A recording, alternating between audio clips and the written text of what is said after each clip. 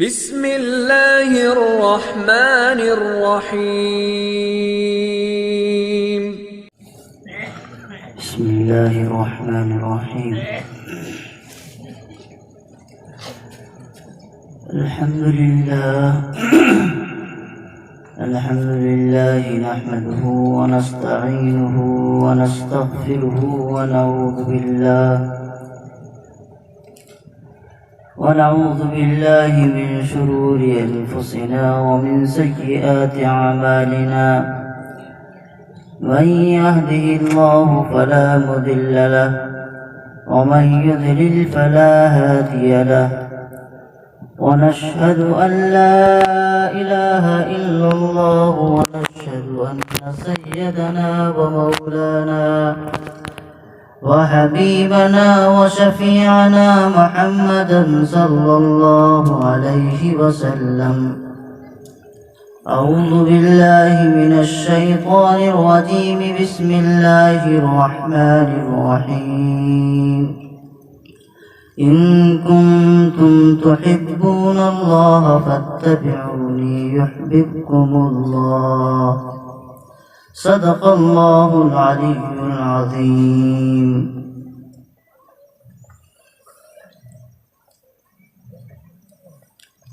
عزیزان محترم، اسٹیج پر رونق افروز علماء کرام، پس پردہ بیٹھی ہوئی میری ماؤں اور بہنوں،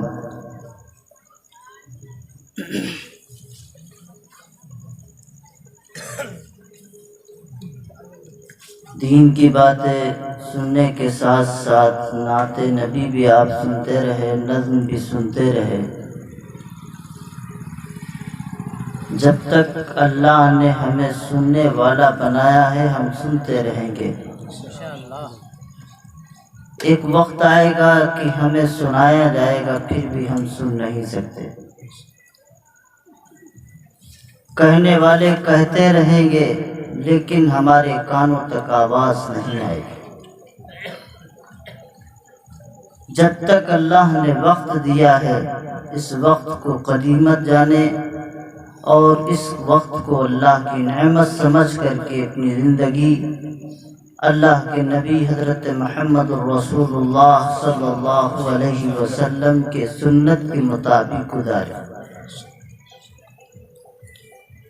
میرے عزیزو، نعتیں تو ہو گئی ہیں. بعض ہمارے بھائی سلام پڑھتے ہیں، ہم بھی سلام پڑھنا چاہتے ہیں لیکن پہلے پڑھنا چاہتے ہیں. اب یہ کوئی ضروری نہیں ہے کہ سلام پہلے پڑھا جائے کہ بعد میں پڑھا جائے. درود پڑھا جاتا ہے تو اس کے ساتھ میں سلام بھی پڑھا جاتا ہے. اللہ کے نبی نے حضرت محمد رسول اللہ صلی اللہ علیہ وسلم نے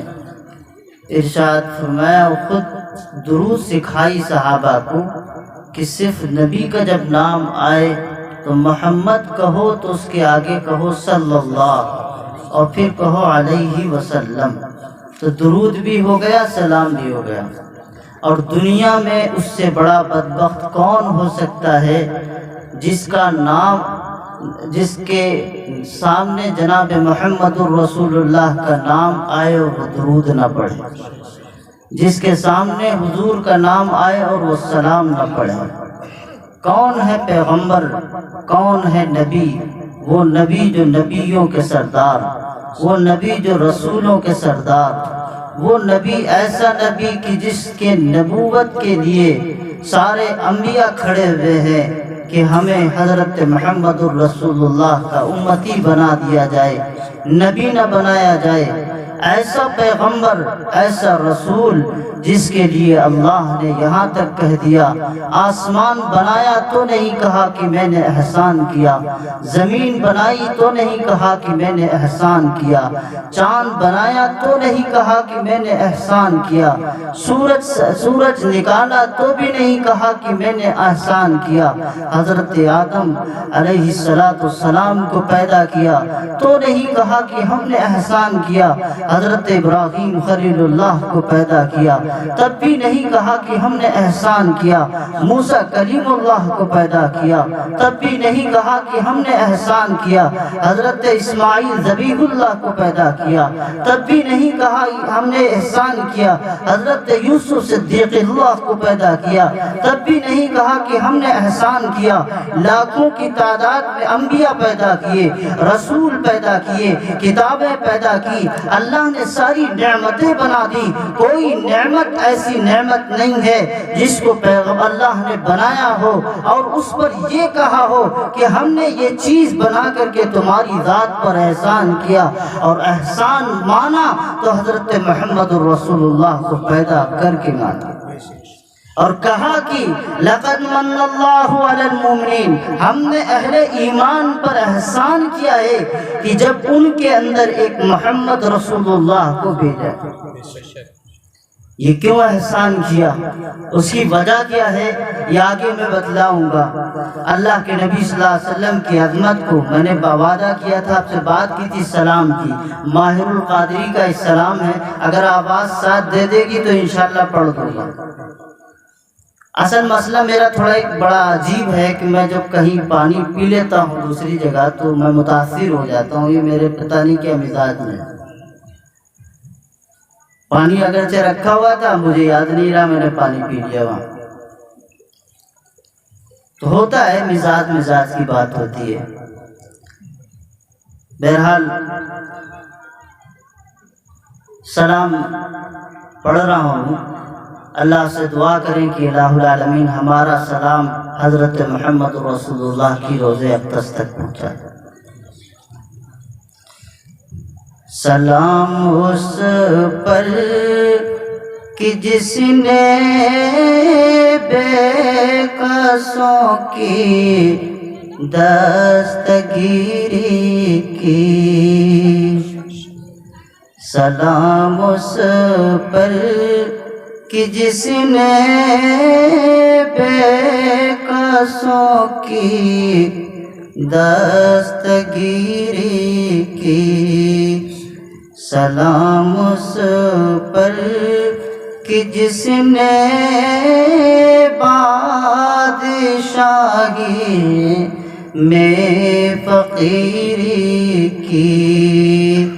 سلام اس پر کہ جس نے بادشاہی میں فقیری کی، سلام اس پر کہ اسرار محبت جس نے سکھلائے، سلام اس پر کہ اسرار محبت جس نے سکھلائے، سلام اس پر کہ جس نے زخم کھا کر پھول برسائے، سلام اس پر کہ جس نے زخم کھا کر پھول برسائے، سلام اس پر کہ جس نے خون کے پیاسوں کو قبائیں دیں، سلام اس پر کہ جس نے خون کے پیاسوں کو قبائیں دیں، سلام اس پر کہ جس نے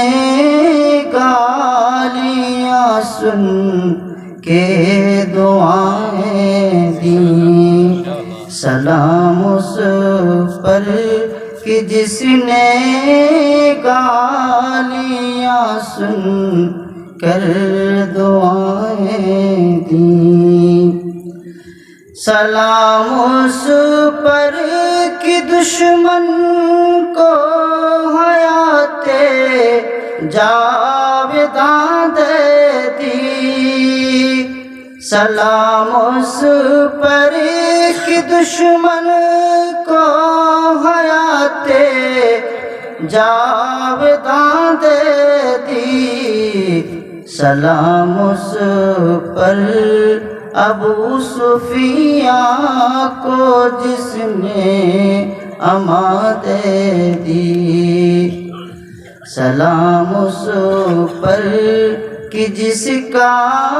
ذکر ہے سارے صحائف میں، سلام اس پر کہ جس کا ذکر ہے سارے صحائف میں، سلام اس پر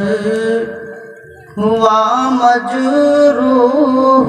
جو بازار طائف میں، سلام اس پر ہوا مجروح جو بازار طائف میں، سلام اس پر وطن کے لوگ جس کو تنگ کرتے تھے، سلام اس پر وطن کے لوگ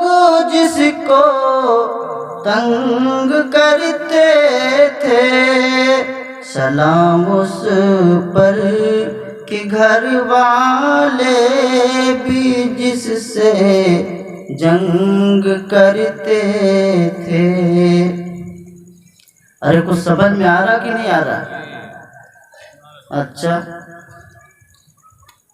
بہت بڑا سلام ہے، ہم یہی پہ فقط کرتے ہیں، کبھی انشاءاللہ موقع ملا تو پورا سنا دیں گے۔ میرا عزیزو، میں نے قرآن کریم کی ایک آیت پڑھی تھی، انشاءاللہ اسی سلسلے میں گفتگو ہو جائے گی۔ محبت کی دنیا جو ہوتی ہے وہ بہت بڑی ہوتی ہے۔ محبت انسان سب سے کرتا ہے، اور جو انسان کسی سے محبت نہیں کرتا وہ حیوان ہوتا ہے، اس کے دل میں حیوانیت ہوتی ہے، دل پتھر ہوتا ہے۔ میرے پیغمبر حضرت محمد رسول اللہ صلی اللہ علیہ وسلم نے دنیا کو صرف محبت سکھائی ہے، نفرت نہیں سکھائی۔ میرے پیغمبر حضرت محمد رسول اللہ صلی اللہ علیہ وسلم جانوروں سے بھی محبت کرتے تھے۔ میرے پیغمبر حضرت محمد رسول اللہ صلی اللہ علیہ وسلم میرے عزیزو دنیا کے ہر انسان سے محبت کرتے تھے، وہ کوئی ہو کسی طرح کا ہو، ہر ایک کے لیے ان کا دل دھڑکتا تھا، ہر ایک کے لیے ان کی زبان کھلتی تھی، اور ہر ایک کے لیے وہ زبان پہ یہی کہا کرتے تھے، الہی یہ امت ہے، اس میں یہودی بھی ہیں، عیسائی بھی ہیں، مجوسی بھی ہیں، کسی مذہب کو ماننے والے ہیں، وہ کوئی بھی ہو، لیکن ہے تو ہماری امت میں، ہے تو ہمارے ہی ساتھ میں، ہمارے ہی امت میں، ہمارے ہی معاملات میں، اگرچہ وہ ہم پر ایمان نہیں رکھتا، تیری ذات پر ایمان نہیں رکھتا۔ ہزاروں مثالیں ایسی ہیں جن مثالوں کے اندر اللہ کے نبی صلی اللہ علیہ وسلم نے محبت سکھائی ہے کہ کیسے محبت کی جائے۔ میرے عزیزو یہی وجہ ہے آج ہم مسلمان پوری دنیا میں، آج ہم مسلمان پوری دنیا میں صرف اور صرف نفرت کی زبان سے سمجھے جاتے ہیں، نفرت کی نگاہ سے دیکھے جاتے ہیں۔ اس کی وجہ صرف ایک ہے، ہم آپس میں ایک دوسرے سے محبت بھی نہیں کرتے، نہ محبت کا انداز جانتے ہیں، نہ محبت کرنا جانتے ہیں، اور دنیا کے اندر جو لوگ آباد ہیں ان سے کیسے محبت کی جائے۔ یاد رکھیے گا اللہ کا دین محبت سے پھیلا ہے، اللہ کا دین نفرت سے نہیں پھیلا۔ اللہ کا دین محبت سے پھیلا ہے۔ میرے پیغمبر نے صحابہ سے محبت کی، میرے پیغمبر نے بچوں سے محبت کی، میرے پیغمبر نے بوڑھی ماؤں سے محبت کی، میرے پیغمبر نے چلتے پھرتے انسانوں سے محبت کی، میرے پیغمبر نے دنیا کے ہر انسان سے محبت کی ہے، دنیا کا ہر مذہب کے ماننے والے اس سے بھی محبت کی ہے، صرف اس لیے نہیں کہ وہ کوئی مذہب کا ماننے والا ہے، صرف اس لیے کہ وہ ایک انسان ہے اور اللہ کا بندہ ہے۔ اللہ کے نبی نے فرمایا الخلق عیال اللہ، الخلق عیال اللہ، یہ مخلوق اللہ کی ہے، یہ کنبہ اللہ کا ہے، یہ کائنات میں رہنے والے انسان سب اللہ کے ہیں، اس لیے ان انسانوں کے تقاضوں کو پورا کرو، ان انسانوں کے حالات کو دیکھو، ان انسانوں کے معاملات کو دیکھو۔ اللہ کے نبی کی محبت کی وجہ سے لوگوں میں ایمان کی دولت پھیلی، اللہ کے نبی کی محبت کی وجہ سے لوگوں کے اندر دین کا سلیقہ آیا، اللہ کی محبت کی وجہ سے قرآن ان کے گھروں میں روشن ہوا، اللہ کے نبی کی محبت کی وجہ سے لوگوں کے گھر دین کے گہوارے بن گئے، اللہ کی نبی کی محبت کی وجہ سے، جبکہ دنیا جانتی ہے، تاریخ اس بات کی گواہی ہے، میرے پیغمبر کے راہوں میں کانٹے بچھا دیے گئے، میرے نبی نے ان سے پلٹ کر جواب نہیں دیا گیا، میرے نبی حضرت محمد الرسول اللہ کے سروں کے اوپر کوڑے ڈالے گئے، میرے پیغمبر نے پلٹ کر جواب نہیں دیا گیا، میرے پیغمبر حضرت محمد الرسول اللہ پر پتھروں سے بارش ہوئی، اللہ کے فرشتے بھی اتر کے آئے، الہی اے پیغمبر، آپ کا وہ پیغمبر، آپ کا وہ نبی جس کے لیے تو نے زمین بنائی، جس کے لیے تو نے آسمان بنایا، جس کے لیے تو نے کائنات سجائی، جس کے لیے تو نے آدم خلیل اللہ آدم کو پیدا کیا، جس کے لیے تو نے موسیٰ کلیم اللہ کو پیدا کیا، جس کے لیے عیسیٰ روح اللہ کو تو نے اتارا، جس کے لیے اسماعیل ذبیح اللہ کو بتایا، یہ 1 لاکھ سے زائد انبیاء کو صرف اس لیے اتارا کہ تاکہ یہ محمد کا اعتراف کر سکے، اعلان کر سکے کہ تمہارے بعد ایک پیغمبر آنا ہے، یہی اصلی پیغمبر ہوگا۔ دنیا کے سارے پیغمبر آدم سے عیسیٰ تک جن کو نبوت ملے گی، رسول رسالت ملے گی، تو محمد الرسول اللہ کے صدقے اور طفیل سے ملے گی۔ مولانا قاسم نانوتوی رحمت اللہ علیہ نے بڑا نکتہ لکھا ہے، سمجھنے والوں کو چاہیے سمجھیں یہ علم کا وہ شاہکار ہے، یہ علم کا وہ شاہکار ہے، یہ وہ علم کا بادشاہ ہے جس کے ایک ایک جملے کے اندر اگر تفسیر کی جائے تو کتابوں کی کتابیں بھر جائیں گی۔ حضرت فرماتے ہیں میرے پیغمبر حضرت محمد الرسول اللہ کی نبوت ذاتی کیوں ہے؟ قرآن کہتا ہے وَإِذَا أَخَذَ اللَّهُ مِيثَاقَ النَّبِيِّينَ، جب ہم نے سارے انبیاء کو، سارے رسولوں کی روحوں کو اکٹھا کر کے، اور پھر ہم نے میثاق نبوت کے اس معاملے پر جب نبیوں کی ساری مجلس لگی ہوئی ہے اور اللہ کا حضرت اللہ تبارک و تعالی خود اس مجلس کے اندر ہے اور صدارت کے خطابت کے انداز بیان کر رہا ہے، تعارف جناب محمد الرسول اللہ کا ہے، اور یہ نبیوں کی قطار موجود ہے، رسولوں کی قطار موجود ہے، ایک پیغمبر نہیں ہے، ہزاروں پیغمبر موجود ہیں، لاکھوں کی تعداد میں انبیاء کی جماعت ہے، یہ مقدس ترین لوگ ہیں، انہیں گناہ کا تصور تک نہیں آتا، یہ وہ لوگ ہیں جو گناہوں سے بچے ہوئے لوگ ہیں، یہ گناہوں سے محفوظ ہے، ان سے گناہ کا کوئی بھی کسی طرح کا ان کی ذات سے کوئی فعل نہیں ہوتا ہے، یہ مقدس جماعت ہے، یہ مقدس مجمع ہے، لاکھوں کا مجمع ہے، ابھی دنیا بنی نہیں ہے، ابھی آسمان بنا نہیں ہے، ابھی زمین بنا نہیں ہے، ابھی چاند و سورج سجا نہیں ہے، ابھی دریاؤں میں طغیانی نہیں آئی ہوئی ہے، ابھی پہاڑوں میں بلندیاں نہیں ہیں، اور وہاں جلسہ ہو رہا ہے، وہاں تعارف ہو رہا ہے جناب محمد الرسول اللہ کا۔ اللہ کہتے ہیں، فرماتے ہیں اگر میرے اس اصرار کو اور میری اس بات کو مانتے ہو جو تمہیں ہم کتاب اور نبوت دے رہے ہیں، وہ اسی بات پہ دے رہے ہیں کہ تمہارے بعد ایک پیغمبر آئے گا، تمہارے بعد ایک رسول آئے گا۔ حضرت مولانا قاسم نانوتوی رحمت اللہ علیہ فرماتے ہیں اس بات سے پتہ چلتا ہے کہ میرے پیغمبر حضرت محمد الرسول اللہ کی نبوت ذاتی تھی اور تمام سارے انبیاء اور رسولوں کی نبوت تو پھیلی تھی، اور کیوں نہ ہو، قرآن اس کی وضاحت کر رہا ہے، قرآن اس کی وضاحت کر رہا ہے، وہ پیغمبر ترین پیغمبر اور اس کی ذات پر اتنا ظلم اور کہ پہاڑ توڑے گئے، لیکن نبی نے کبھی محبت کے انداز نہیں بدلے، محبت کے انداز نہیں بدلے۔ طائف کا میدان ہے، پہاڑ ہے دونوں طرف، فرشتہ اتر کے آتا ہے، الہی پوچھ رہا ہے، رب کائنات پوچھ رہا ہے، محمد اجازت دے